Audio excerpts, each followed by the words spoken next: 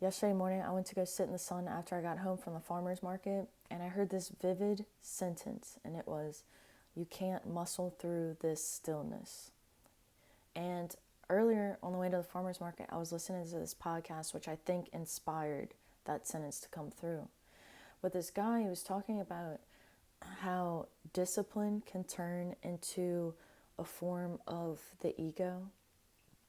And I experienced this last year. It's basically like prioritizing your need to do a meditation or a workout over listening to the true health of what your body needs. And it's hard to know that because we go through all these types of different seasons. But I like the analogy he used. He said, so let's say you start waking up at 5 a.m. to get your life in order, to start meditating. You know something needs to change. And you start waking up at 5 a.m. to meditate, and it's going great. And you're seeing results. You're a little bit more peaceful and calm inside. And then one day, you've been having this practice for maybe a few months. And one day you wake up and you are so exhausted. And he's like, but it's okay because you just muscle through it, right? It's the discipline. You just have to do the discipline, get it done, get it through. So he's like, and that's okay for one day. The next day you wake up and you feel exhausted, but it's okay, you push through. And the next day you wake up and you feel exhausted. And he's like, true love and true discipline is the discipline of listening to your own body's needs and how you need to nurture yourself. So we have the basic needs of the body, getting enough rest, getting enough nutrition. And when we push ourselves past, when we push ourselves to the point of I'm trying to think, when we push ourselves through too much discipline, you have to think about it in terms of your electrolyte status, your nutrient status. You have to think about it in terms of one night short of sleep, I put my body into a pre-diabetic state. So maybe this fatigue that I'm experiencing, this sacred depletion.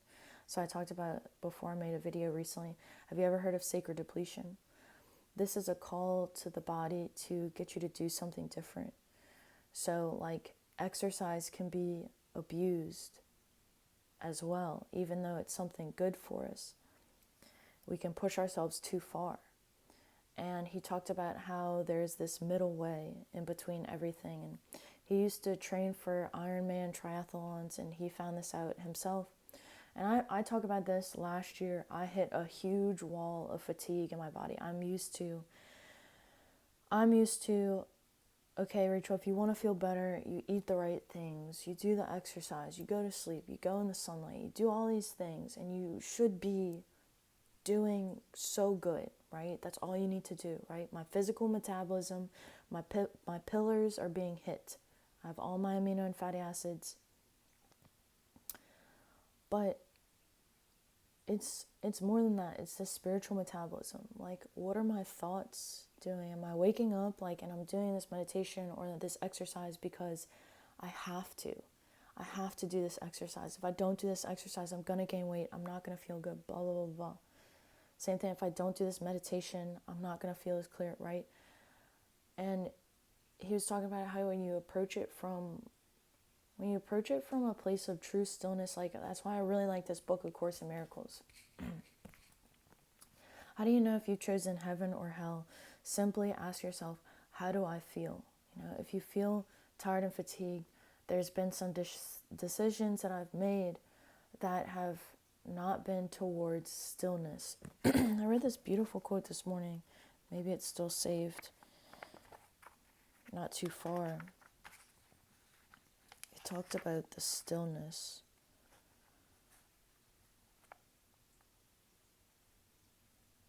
The still infinity. Okay.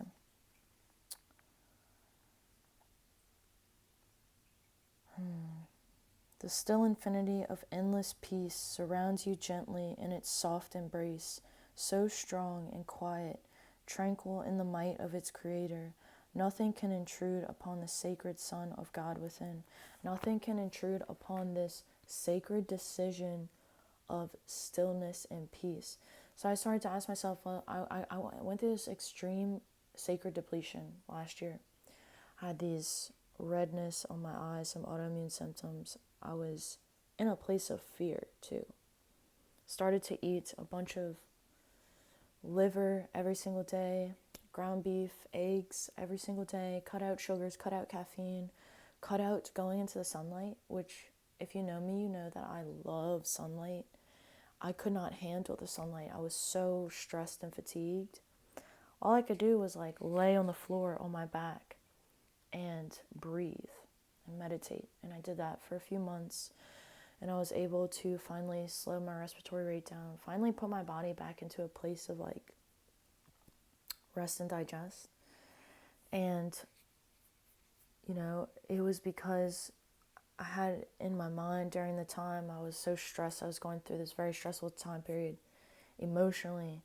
And I was like, okay, Rachel, go for a walk, like get into the sunlight. And I was like pushing my body to this place of fatigue and not listening to what I truly needed. I just needed to sit in the stillness. You can't muscle your way through the stillness. Sometimes you just need to sit down and like cry, or like sit down and just breathe, just like let the emotions that you're feeling come up. And I like this guy, Joe Hudson, that I found during that time period too. And he was like, do the what if period, okay? What if I don't go do this workout? What then? And then follow that trail, okay? Well, then I'll feel like a fat slob. And then what then? Then I won't feel as mentally clear. Well, what then? Well, then I won't have the image that I want to have. Well, what then? And I really like this book again, A Course in Miracles, because it reminds me too. It's like you are already, like it says, you abide in peace, you live in peace. You are already like that version of you that you are like chasing down, trying to be. Like if you really, really sit so still and calm in your body, you are already that person. You already have everything that you wish to have, like the cell. You know, your body is eavesdropping on every single conversation that you have with yourself. That's why the spiritual metabolism is equally important with the physical metabolism, you know. And that's why I talk about these brainwave states, because every time we slow our respiratory rate down, or we even eat like a nutrient-dense meal, we are building into these brainwave frequencies, right? Like when we eat animal-based proteins, we're getting enough tryptophan. We're going to be breaking down and getting more into this delta wave sleep pattern at night. You're building, you know, you're just building. You're just a beautiful creator. Anyway, I gotta go. Hope this video is helpful for you in some way. Don't abuse your discipline. You can't muscle through this stillness. Sacred depletion. Sometimes your soul will find a way to slow you down, to get you to listen in some shape or form of the other. And when we don't listen, you know, things will happen outside of our control. Like accidents will happen outside of our control, just to get you to be like, you know, you're so stubborn. Sit down and listen and look at this, right? You know, like a fender bender, car accident or something. Something will happen. Just be like, slow down, speed racer. Listen to this inner voice that's been constantly speaking to you. Your intuition is constantly speaking to you. Don't compromise your immune function. The immune function is our intuition. I truly, you know, have this deep belief and hunch about it. And so the immune function, it needs those amino and fatty acids. It needs the stillness and the rest at night, you know. No routine is more important than this inner voice and stillness, you know, no routine. Without that inner stillness and the connection that you have to yourself, you can't even have a routine. We're not even in the physical body if we don't take care of it and support its own needs and nourishment. we don't have anything on the outside if we don't have that. So anyway, you can like, share, and subscribe, but I do wish you the best of luck. You're so beautiful and gorgeous. And don't forget about that when you go and you look into the mirror.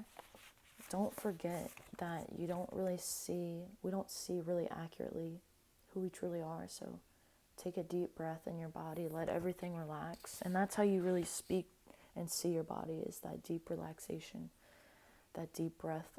Loosen these abdominal muscles, the ones that you keep tight, the area of the body that you don't really like.